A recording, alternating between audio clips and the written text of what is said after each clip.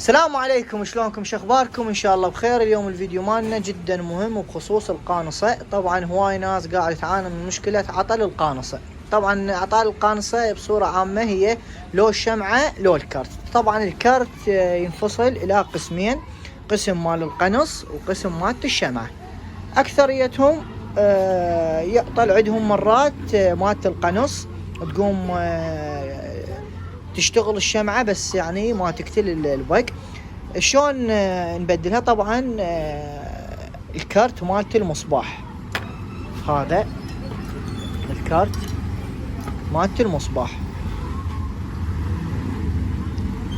هواي ناس قاعد تبدله بس ما تجيب النوعية الزينة، مثل ما يقول الأصلية، يجيبون العادية. طبعا هاي النوعية هي أكثر شيء يعني هي الناجحة. طبعا اكو مرات مال الكارت اللي يجي مالت الشمعة الليد عادي هم يشتغل، بس هسه جربوا هاي النوعية. هذا الشكل تقرون هنا، مو الا هاي النوعية، المهم تقرون الكنديسر. شوفوا هاي المكتوبة هنا 22 ماكرو فورات.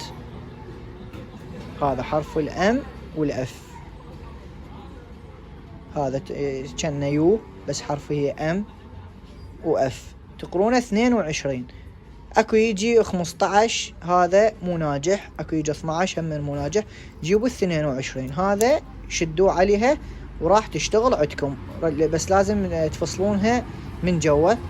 اهم شيء تشدون 22، لا تشدون غير نوعية، ترى مو ناجحة ترجع تطق هي هاي، ومرات همين ترجع تحترق.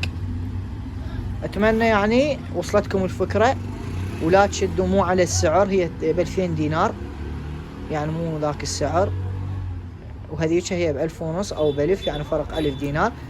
فتجيبون هاي افضل. هاي اذا تلاحظونها هذا الباكيت. طبعا اتمنى وصلتكم الفكرة.